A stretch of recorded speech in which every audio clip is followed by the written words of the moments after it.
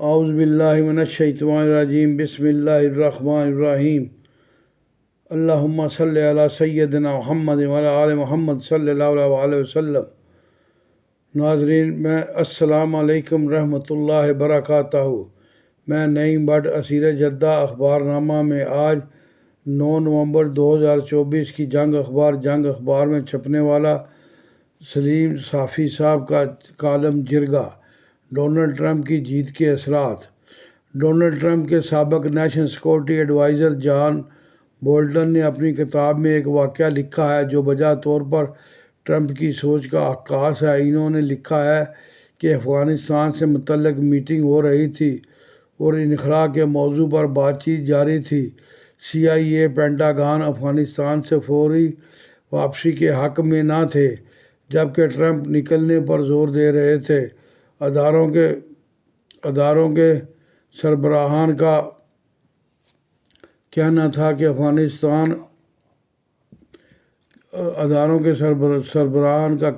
افغانستان دوبارہ دہشت گردوں کا مرکز بن جائے گا، جس پر ٹرمپ نے ان سے سوال کیا کہ کیا وہ امریکہ کے لیے خطرہ بن سکیں گے اور کیا وہ 9/11 جیسی دوسری کارروائی کر سکیں گے، تو ان کا جواب تھا کہ وہ امریکہ کے لیے دوبارہ ایسا خطرہ نہیں بن سکتے۔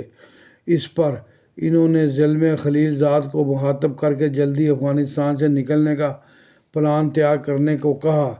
ٹرمپ کا کہنا تھا کہ اگر دہشت گرد دوبارہ سر اٹھاتے ہیں تو افغانستان کے پڑوسی ممالک مثلاً پاکستان، ایران، تاجکستان، ازبکستان اور چین جانے اور دہشت گرد جانے، میں کیوں امریکی ٹیکس دینے والے شہریوں کا پیسہ افغانستان میں لگاؤں۔ ڈونلڈ ٹرمپ نے کچھ نہیں سوچا کہ ان کی اتحادی حکومتوں کا کیا ہوگا، امریکہ کے امیج پر کیا اثر پڑے گا، وغیرہ وغیرہ۔ اس واقعے سے ٹرمپ کی ذہنیت کا پتہ چلتا ہے کہ ان کے لیے کوئی بھی ملک اہم نہیں سوائے امریکہ کے۔ وہ وہی کچھ کریں گے جس میں انہیں امریکی مفاد نظر آئے گا۔ اس لیے لگتا یہی ہے کہ ان کی پہلی ترجیح امیگریشن کا مسئلہ ہوگا۔ انتخابی مہم کے دوران بھی وہ یہ عزم ظاہر کرتے رہے کہ غیر قانونی تارکین وطن کو نکالیں گے، اور صدارتی مکالمے میں بھی انہوں نے اسی بات پر زور دیا۔ یوں ٹرمپ کے آنے سے ایک تو امریکہ میں پناہ لینے کا رجحان کم ہوگا اور دوسرا وہاں پر غیر قانونی طور پر مقیم لوگوں کا جینا محال ہو جائے گا۔ بیرونی محاذ پر ان کی ترجیح چین ہے۔ وہ چین کا راستہ روکنے کے لیے جو کچھ کر سکتے ہیں کریں گے۔ انہوں نے فلسطین میں جنگ ختم کرنے کی بات کی ہے، لیکن اس معاملے میں ان سے خیر کی توقع نہیں کی جا سکتی۔ وہ ثالث بننے کی بھی کوشش کریں گے، لیکن اصلاً ان کا وزن اسرائیل کے پلڑے میں ہوگا۔ اپنے پہلے دورے صدارت میں وہ امریکی سفارتخانے یروشلم منتقل کرنے کا فیصلہ کر چکے تھے، جبکہ ان کا داماد جیرڈ کشنر بھی کٹر صہیونی ہے۔ اسی طرح انہوں نے یہ بھی بار بار اعلان کیا ہے کہ وہ یوکرائن کی جنگ ختم کرائیں گے۔ اب اس جنگ کے خاتمے کا تو کوئی طریقہ ممکن نظر نہیں آتا، لیکن شاید وہ یوکرائن کی مدد بند کرائیں، کیونکہ اپنی تقریروں میں وہ یہ بھی کہتے رہے کہ امریکیوں کا پیسہ کیوں وہاں خرچ ہو۔ ایک اور تبدیلی یورپ کے ساتھ تعلقات میں سرمایہ کی بھی آ سکتی ہے۔ ڈونلڈ ٹرمپ کا یہ خیال ہے کہ نیٹو میں امریکہ کا پیسہ اور انسانی سورس زیادہ خرچ ہوتے ہیں اور یورپ اپنا حصہ نہیں ڈالتا۔ یوں وہ یورپ کو اپنا حصہ بڑھانے کا کہہ سکتے ہیں، نہیں تو پھر وہ بھی نیٹو کو توجہ نہیں دیں گے۔ ایران کے معاملے پر بھی وہ سختی کریں گے اور اسرائیل کی ایران کی ایٹمی تنصیبات پر حملے کے لیے شہ دے سکتے ہیں۔ جہاں تک پاکستان کا تعلق ہے تو غالب امکان یہ ہے کہ پاکستان کو لاڈلا بنائیں گے اور نہ دشمن، لیکن چین کے ساتھ پاکستان کے تعلقات کے تناظر میں اپنے تعلقات کی سمت کا تعین کریں گے۔ ماضی میں بھی امریکہ کو پاکستان سے دلچسپی نہیں تھی، بلکہ امریکی پاکستان کو افغانستان کی اینک لگا کر دیکھتے تھے، اور اب چین کی اینک لگا کر دیکھیں گے۔ معاملے میں وہ جو بائیڈن کے مقابلے میں زیادہ اگریسو ہو سکتے ہیں، اور پاکستان کو یہ مشکل درپیش ہوگی کہ وہ چین اور امریکہ کے مابین توازن کو کیسے برقرار رکھے۔ ایک سوال جو اس وقت غیر سنجیدہ حلقوں میں زیر بحث ہے کہ کیا وہ لنگڑے نیازی کی رہائی کے لیے دباؤ ڈالیں گے یا نہیں۔ تو اس سے متعلق گزارش یہ ہے کہ بلا شبہ زلفی بخاری ٹرمپ کے داماد کے ساتھ رابطہ ہے، اور وہ ان ذریعے ڈونلڈ ٹرمپ کے کان میں بات ڈال سکتے ہیں۔ امریکہ میں موجود پاکستانی تارکین وطن زیادہ تر لنگڑے نیازی کے حامی ہیں، اور زیادہ تر نے ووٹ بھی ڈونلڈ ٹرمپ کو دیا ہے۔ وہ لوگ بھی اپنا اثر و رسوخ استعمال کر سکتے ہیں۔ یوں ڈونلڈ ٹرمپ حسب عادت اس سے متعلق ایک آدھا ٹویٹ بھی کر سکتے ہیں، لیکن اسے دو طرفہ تعلقات کی پالیسی کا ایشو بنائیں گے، اور نہ اس سے متعلق پاکستانی اسٹیبلشمنٹ کسی دباؤ میں آئے گی۔ نہ پاکستان کی اسٹیبلشمنٹ شکیل افریدی کے وہ پچھلی دفعہ بھی وہ شکیل افریدی جو تھا وہ جیل میں ہی تھا، اور ٹرمپ نے زور لگایا تھا۔ پاکستان نے کیا اس کو شکیل افریدی جیسے غدار کو چھوڑا، اور اسی طرح اس کو چھوڑ دے گی؟ کبھی بھی نہیں۔ اور یہ لنگڑا جو ہے، یہ لنگڑا تو ویسے ہی اللہ سبحانہ تعالیٰ کی پکڑ میں ہے۔ ناظرین، آج کل گلے خرابی کا موسم ہے، اور ہر بندے کا گلا خراب ہے۔ میں آپ کو ایک گھریلو ٹوٹکا بتاتا ہوں، میرا آزمودہ ہے۔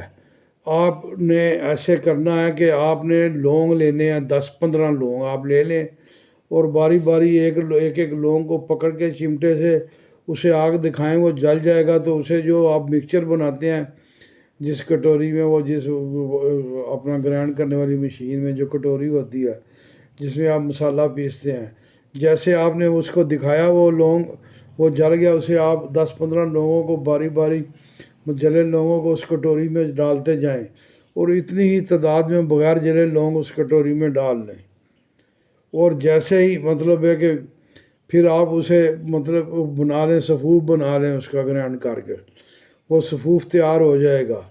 وہ صفوف آپ کے مطلب ہے کہ آپ کو ڈاکٹر کی فیسوں سے بچائے گا، وہ آپ کو ڈاکٹر کی دوائیوں سے بچائے گا، وہ آپ کو 2-3 ہفتے انجیکشنوں سے بچائے گا، اور آپ کے اس مرض کو چٹکیوں میں ٹھیک کرے گا۔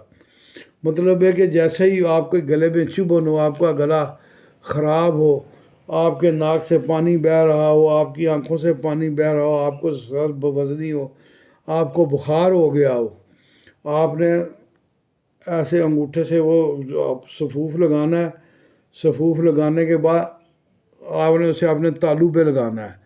جیسے ہی وہ آپ کے تالو سے ایسے نیچے اترے گا، آپ نے اسے نگل لینا ہے۔ جیسے ہی وہ اس سے نیچے اترے گا گلے سے، اتنی ساری دیر میں مطلب جیسے وہ گلے سے نیچے اترے گا، آپ سب سے پہلے آپ کی چھینکیں بند کر دے گا، منٹوں میں آپ کا آنکھوں سے آنا پانی بند ہو جائے گا، آپ کا ناک بہنا بند ہو جائے گا، آپ کے گلے کی خرابی جو ہے، جو چبھن تھی، جو مطلب ہے کہ گلا خراب تھا، وہ ٹھیک ہو جائے گا، اور آپ ڈاکٹر کے پاس جانے سے بچ جائیں گے۔ یہ جو ٹوٹکا ہے، یہ 2 مہینے کے بچے سے لے کر ہر عمر کے بندے تک کا ہے۔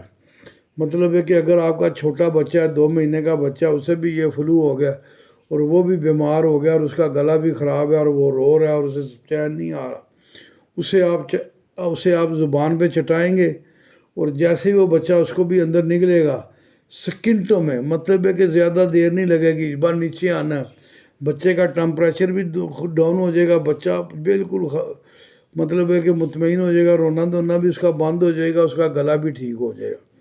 ناظرین، یہ میری طرف سے آپ کے لیے ایک تحفہ ہے، فری۔ ہاں، پھر ایک اور بات، جن لوگوں کو ڈاکٹر کہتے ہیں کہ آپ کا گلے کا آپریشن ہوگا، ان کے لیے مطلب ہے کہ وہ بھی یہ طریقہ استعمال کریں گے، اور پھر وہ اس کے ساتھ وہ لیں گے روغن بادام کے 2 قطرے ایک نتھرے میں، ناک کے دوسرے نتھرے میں ڈالیں گے، اور ان کو سرجری کی ضرورت نہیں پڑے گی۔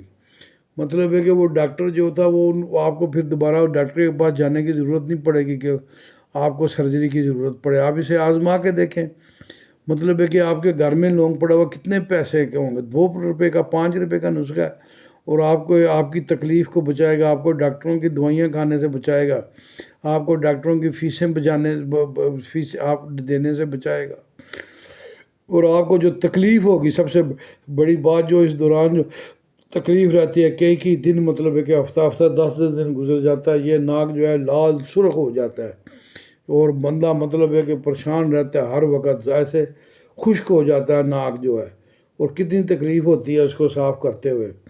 مطلب یہ کہ آپ یہ ٹوٹکا آزمائیں، نہ آپ کا ناک خشک ہوگا، نہ آپ کی آنکھوں سے پانی بہے گا، اور یہ اتنی دیر لگائے گا آپ کو تندرست کرنے میں جتنی دیر اس گلے سے وہ نیچے اترے گا۔ آپ اسے آزمائیں ضرور، آپ اس کو آزمائیں، یہ آپ کے گھر میں ہے، اور پھر مجھے کمنٹ باکس میں بتائیں کہ آپ کو اس کا فائدہ ہوا ہے، اور ضرور فائدہ ہوگا۔ میں تو یہی علاج کرتا ہوں، 100% مجھے آرام آتا ہے۔